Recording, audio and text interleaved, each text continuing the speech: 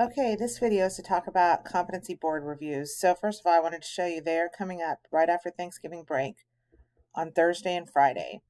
And I believe I shared with you the list of what those are, but here is the schedule for those. And what's going to happen is the students will all be in the gym.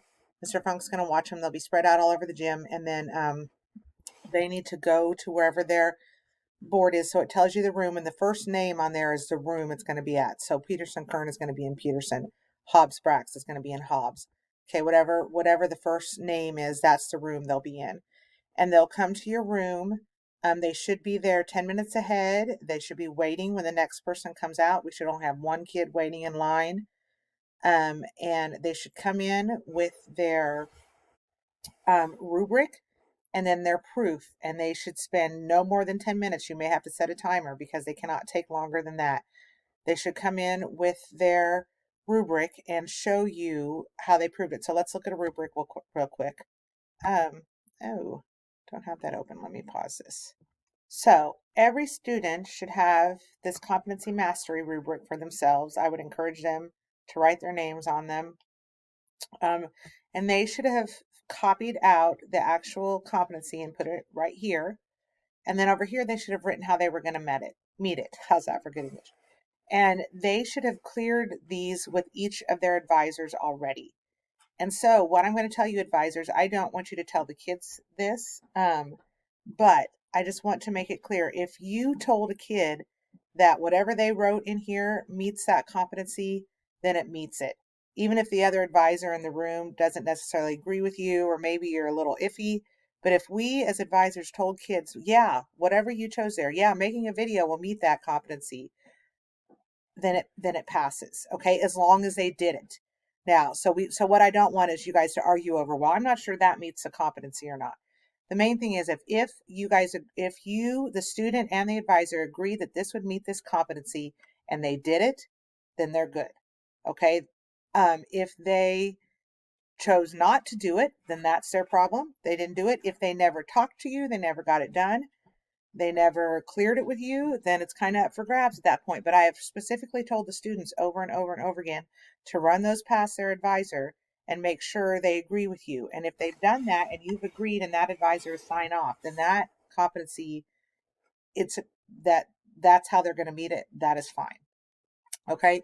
So most kids will be in a competency mastery rubric with their advisor. Those kids that aren't, I would like, if you have a kid that you know is going to go with someone else. So like me, I have Emily Jones going with someone else. If I did that, I did it with a kid that I thought was going to be stronger and probably have met their rubrics pretty well. I mean, their rubrics, their competencies pretty easily. But anyway, I will, like on hers, I will initial hers to show you that I signed off on those with her. So if you would do that for anybody that's not going to be with you, but as long as you're in there, you don't even have to initial those off. Okay, so make sure that happens. So this is just a way that we make sure no kid gets blindsided at the end that felt like they did what they were supposed to do and then they don't. Okay. I do still want you to give them excellent feedback on that mastery. You know, if you are sitting there and you're the math advisor and the person next to you is like me, the art advisor, and I signed off on somebody's math competency and you go, I don't think that really works. I think you could state, I think maybe this would have been better if you'd have done this, but since your advisor agreed with it, it's okay. I mean, I think because we want this to be a learning, growing, getting better process, I do want you to give input on whether you think that really met or not, but I do not want you to dock them for points if you don't think they met it, if their advisor has signed off on it. So that is our first just kind of checks and balances to make sure we don't smack anybody. And the other one I wanted to show you on the calendar, Janelle has agreed to go with me for anybody that needs a do-over. So on the week we have final presentations, if we have a kid that just bombs their competency board review because they didn't do what they were supposed to, they didn't pay attention, maybe they didn't think we were really going to grade them, whatever. If they bomb it, they can have a do-over on the week of the 14th or the 18th after school. And it would be with Janelle and I. They don't have other options. Just that way we don't have to try to schedule it and get everybody else busy, but they have got to contact me and set that up.